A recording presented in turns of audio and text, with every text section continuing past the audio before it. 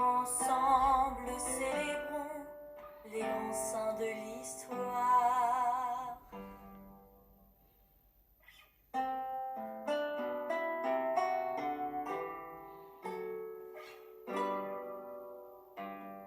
Eux qui surent être bons vivent maintenant dans sa gloire. C'était une autre époque.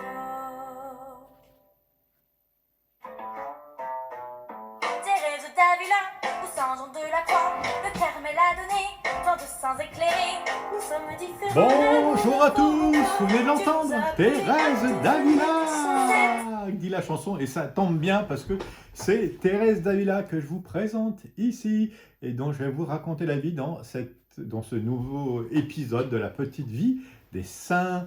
Vous n'hésiterez pas à envoyer cette vidéo à toutes les Thérèses que vous connaissez. Il y a plein de Thérèse et de Sainte Thérèse, hein, mais celle-ci, Thérèse d'Avila, c'est la belle patronne du Carmel.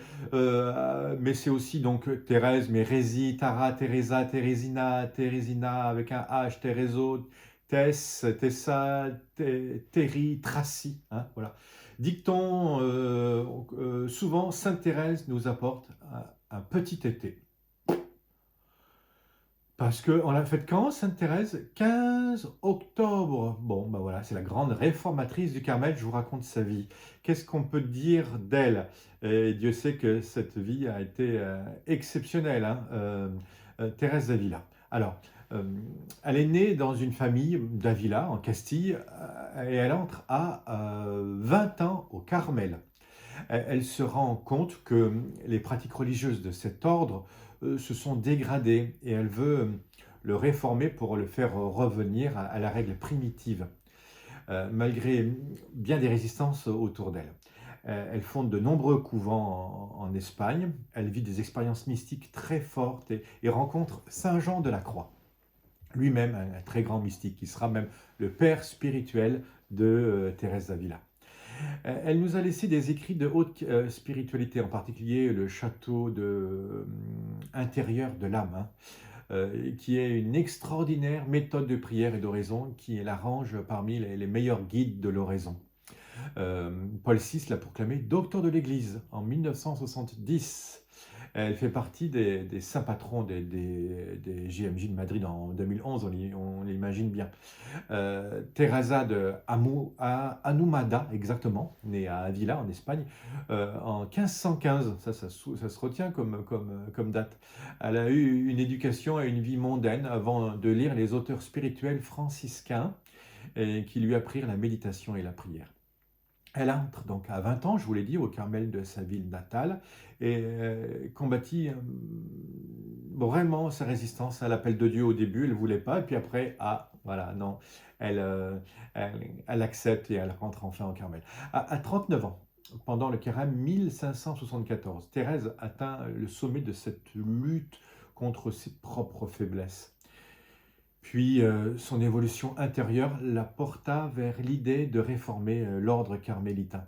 Soutenue par son évêque, elle fonde en 1562 à Avila le premier Carmel réformé.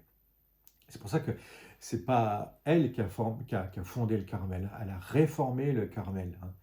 Et ce qui est important à savoir, c'est la Vierge Marie et Sainte Élie, justement au Carmel en Palestine, qui a fondé cet ordre qui fait de ces carmélites et carmes des gens qui attendent le retour du Christ, qui aiment Dieu, hein, c'est ça.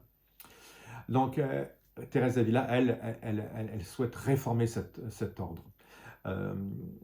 Elle est suivie au moment de sa fondation par 17 nouvelles sœurs qui viennent avec elle fonder plein de petites fondations et qui vont s'éparpiller un peu de partout, à peu près une vingtaine. Sa rencontre avec Saint Jean de la Croix, qui avait établi en 1568 près d'Avila le premier couvent de Carme des Chauds, fut vraiment fondamentale. Hein. Thérèse d'Avila, qui mourut en 1582, fut béatifiée par Paul VI Paul V, parce qu'on est en 1614, et canonisée en 1622, vous vous rendez compte? Euh, Benoît XVI a rappelé que notre saint espagnol, sans avoir reçu une formation académique, sut toujours tirer bénéfice des enseignements théologiques, littéraires et spirituels de ses maîtres. Elle écrivit son autobiographie intitulée Le livre des miséricordes du Seigneur, écrit pour soumettre son âme au discernement de son confesseur, Saint Jean d'Avila. C'est un autre qui est aussi docteur de l'Église, Saint Jean d'Avila. Elle écrivit ensuite Le chemin de la perfection à l'attention de ses religieuses, mais l'œuvre mystique majeure de Sainte Thérèse fut son château intérieur. Je vous en ai parlé, écrit en 1577, un écrit de la maturité, dans lequel elle décrit le cheminement vers la sainteté. Le livre des fondations sera réservé à l'action réformatrice de son ordre. Évoquant alors la spiritualité thérésienne, le pape Benoît XVI, quand il parlait d'elle, a souligné les vertus évangéliques qui sont à la base de la vie chrétienne, en harmonie avec les personnages bibliques et à l'écoute de la parole.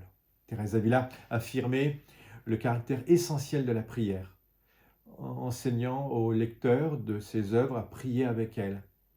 L'importance de l'humanité du Christ était un autre sujet de prédilection, de la sainte, d'où la place qu'elle a réservée. Tout ça, c'est les mots même de Benoît XVI. Elle réservait ses méditations à la passion et à l'Eucharistie, à la présence réelle du Christ dans l'Église, fondement de la vie du croyant et du cœur de la liturgie. Son amour total pour l'Église, a rappelé le Saint-Pape, allait de pair avec son affirmation de la perfection comme aspiration en finalité de toute la vie chrétienne. Dans une société souvent pauvre de spiritualité, elle nous apprend à être des témoins constants de Dieu, de sa présence et de son action. Son exemple de contemplative active doit nous pousser à consacrer chaque jour du temps pour la prière. Il ne s'agit pas de temps perdu, mais un temps et un moment offert pour le chemin qui conduit à la vie.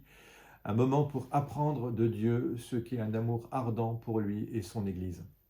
Ce qu'est la charité réelle à offrir à nos frères, évidemment. Bon, alors, la mémoire de Sainte Thérèse de Jésus, Sainte Thérèse d'Avila, et docteur de l'Église, je vous le disais, 22 octobre.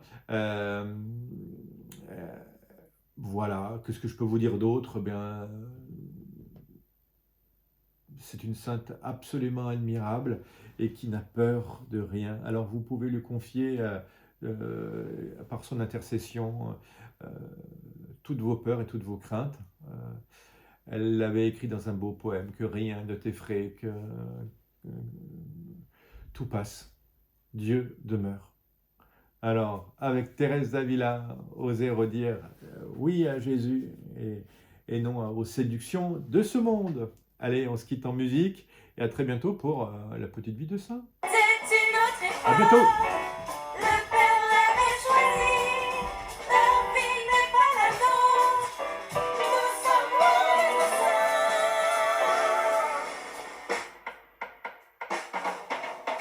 Chacun a son destin. Bien sûr. Les saints sont un exemple. Mais Dieu nous choisit tous pour habiter son temple. Il n'y a pas d'élu ni de juste chemin, mais des gens qui apprennent à lui tendre la main. Là-haut, saintes et saints communiquent avec nous. Ils communiquent aussi et nous suivent partout. Gardiens de nos prières pour les offrir à Dieu. Ils sont comme un repère.